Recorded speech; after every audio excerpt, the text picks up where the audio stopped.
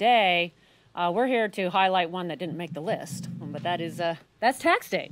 And for families all across America, it's a day filled with a lot of anxiety and frustration as they're either sorting through the paperwork necessary to file their taxes, or they had to pay extra money to hire an expert or a software program to help them with their taxes.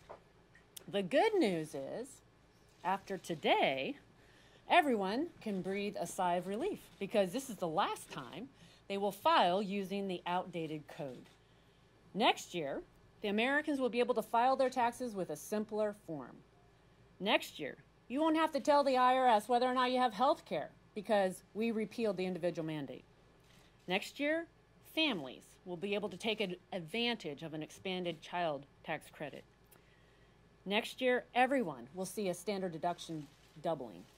And most importantly, next year, for that typical family of four making $74,000 in America, they will have $2,059 in a tax cut. We are implementing a 21st century tax code, and that gives everyone a reason to celebrate. As I've long said, this is about real people. This is about families, moms and dads, small business owners, people from all walks of life. That is the face of tax reform. And later today, we'll be doing a roundtable highlighting some of those faces of tax reform, including Deborah Sawyer, who runs a number of sports clips. And because of tax reform, she's giving 18 team members raises, hiring more employees, building more locations. This week, we're also advancing legislation to safeguard taxpayer information, protect people from identity fraud and theft, rebuild trust at the IRS. We're taking steps to make sure this agency improves and becomes an agency that puts customer service first. So I'm especially pleased today to have the chairman of the Ways and Means Committee, Kevin Brady, with us. He's the one who has led this effort from the beginning to the end to end a broken tax code. Thank you, Chairman, for being here. Thank you, Kathy.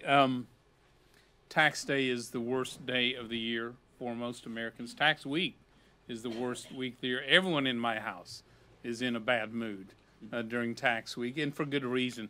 The tax code we've got today, it is complicated, it's unfair, it's just wrong.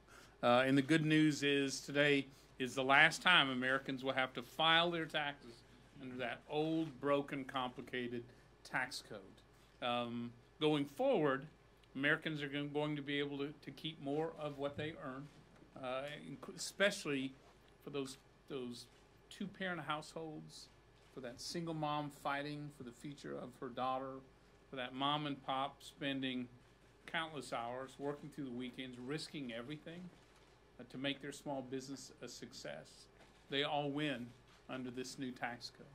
And clearly America's back. America's back in a big way. We're no longer chasing the rest of the world. Now the world is chasing us, and we're seeing those hundreds of billions of dollars come back from overseas to be invested here in America, in our communities, in our economies, in our jobs, and in our retirement system. And starting next year, nearly 9 out of 10 Americans will be able to file their taxes using a simple postcard-style system. So they have more time to spend with their family and less time trying to collect the receipts and keep all the complicated forms that are required to address the old tax code that we're filing under today. Final point. Congress this week, the House this week, will undertake the first major reform of the IRS in more than 2 decades.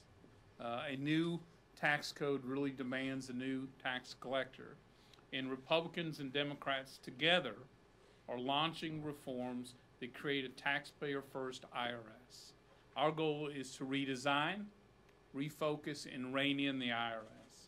Redesign the IRS by insisting they bring back to Congress a comprehensive restructuring of the organization to focus on customer service, making sure there's truly an independent appeals process that puts taxpayers on the same level as the IRS, so disputes can be handled more affordably, more fairly, and more quickly.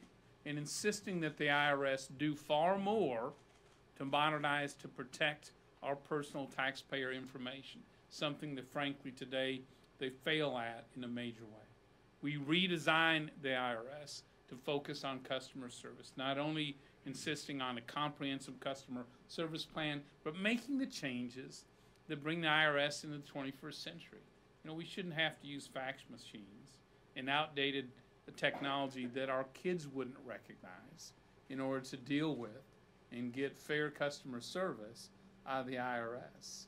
And then we rein in the abuses of the IRS by making sure they can no longer seize your assets or those of your small business without due process. That they can't do things like, when you're being audited, just contacting your neighbors, your coworkers, your customers and clients in a way to pressure you to resolve that audit. So we really create fairness and a higher level of service for taxpayers. This was done over the past 2.5 years through a number of hearings and roundtables in the Ways and Means Committee. This is a bipartisan effort led by Lynn Jenkins of Kansas and John Lewis of Georgia, and reflects work done by more than a dozen members of the House. So today is about a day to celebrate a new tax code going forward and the work to develop a new IRS going forward as well. And final point, I want to thank our leadership, Speaker Ryan, Leader McCarthy, Kathy McMorris Rogers, our conference chair, and our whip Steve Scalise for the remarkable work they've done to make sure Americans have a new fair tax code. It wouldn't have happened but for their remarkable work, and for that I'm very grateful. Thank you. I want to start by thanking Kevin Brady. Through this entire journey of changing our tax code, it took 3 decades. But his leadership, his willingness to listen to all sides of the aisle, and his calmness was a really steady hand to make this happen. I want to thank you for all that work. Like all the families across America, my family spent the last couple weeks working on their taxes. This is a frustrating day. But as Kevin Brady said, we will not have to face this day again. It's going to be much simpler, easier, and the combination of what we've seen from the passage of that bill, the millions of bonuses. We've watched maternity leave get extended. We've watched the minimum raise of the payment to individuals go up. But what's even interesting beyond what people thought would be, we've watched in more than 30 states their electrical bill go down because of the tax cut. And then we look at the studies. Do you realize we've doubled the growth of what was under the last administration? And it's projected to continue to go. The only thing that Americans fear more than working on their taxes is having the IRS call them, or that you have to call them to try to get an answer, or God forbid, they knock on your door. Well, today, we're continuing to keep our promise. That, too, is all going to change. We have 13 bills on the floor. The IRS should be customer friendly, but it also should be secure with our data. Do you realize just in January and February, 75 companies had their data stolen? That's a 60% increase according to the IRS just from last year. So you're going to watch on the floor today and tomorrow. We're going to pass these bills on a bipartisan basis. Again, the leadership of Kevin Brady. We're going to make the IRS customer friendly. We're going to protect the rights of the individual so you're not fearful. And we're going to have the IRS actually answer the question in a manner that you can deal with. And more importantly, we're going to make sure your data is safe. This continues on the agenda that we promised to the American public, and we're showing that we're getting it done. I yield back. You know, I want to join Kevin in thanking the other Kevin. Good, strong first name. Isn't it? Yeah, it's a great name. You know, Kevin Brady and I, we sat next to each other for 14 years, I think, seatmates in the Ways and Means Committee, always working toward tax reform. And I just want to thank you for your leadership on this issue. It's been tremendous. This is such good news. It's good news for the American economy. It's good news for workers. It's good news for families. Recently, one of my former employers McDonald's announced that because of tax reform, it is going to invest more in tuition assistance for its workers. Just one more example.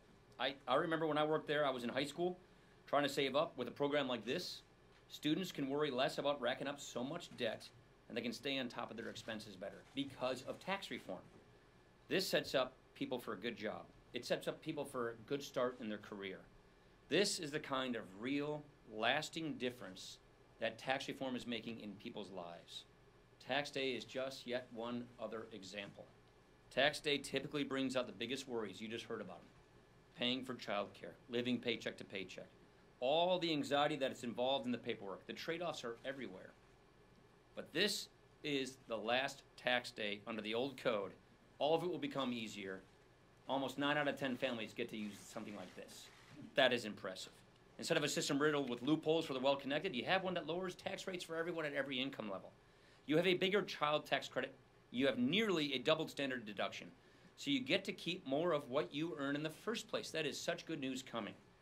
And we go from hassle and stress of a complicated process to what I just showed you, this great form. With this new tax code, the typical family of 4 making the median income will get a $2,059 tax cut. That is real relief for families. And on top of all the raises and the bonuses that people have been receiving through tax reform, this is why economic optimism is up. This is why more companies are investing.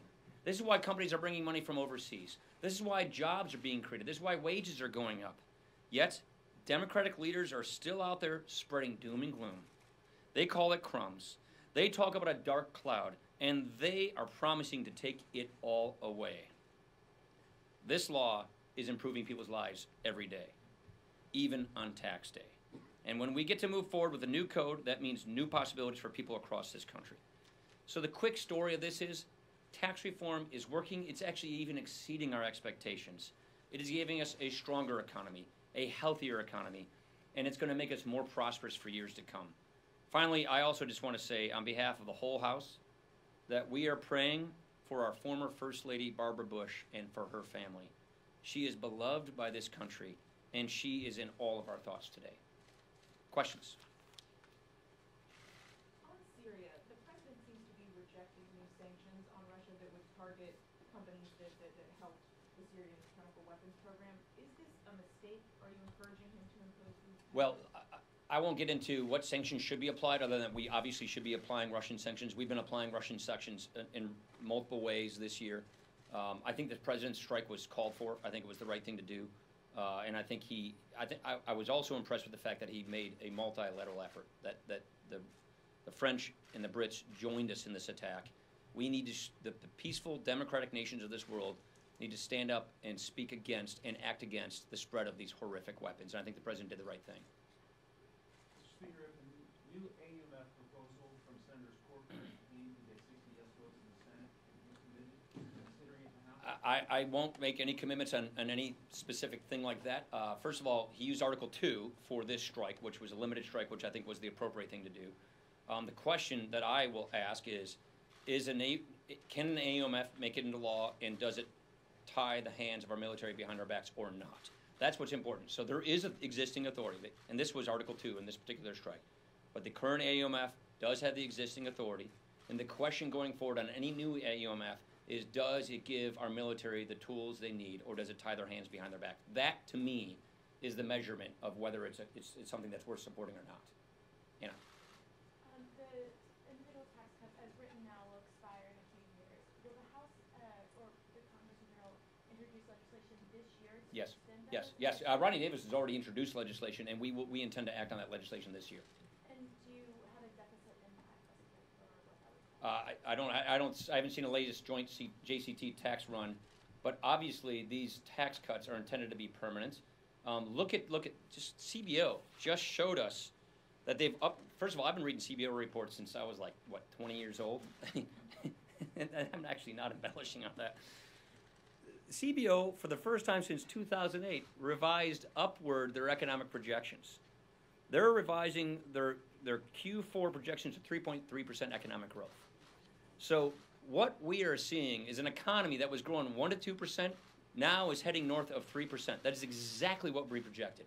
That means people get to keep more of what they earn, And tax certainty is very important to keeping this good economic news going. So obviously, we believe that that's necessary for economic growth. We fully intend to make these things permanent, and that's something we'll be acting on later this year. Also, please involve on this question. Go ahead. Thank you, Mr. Speaker.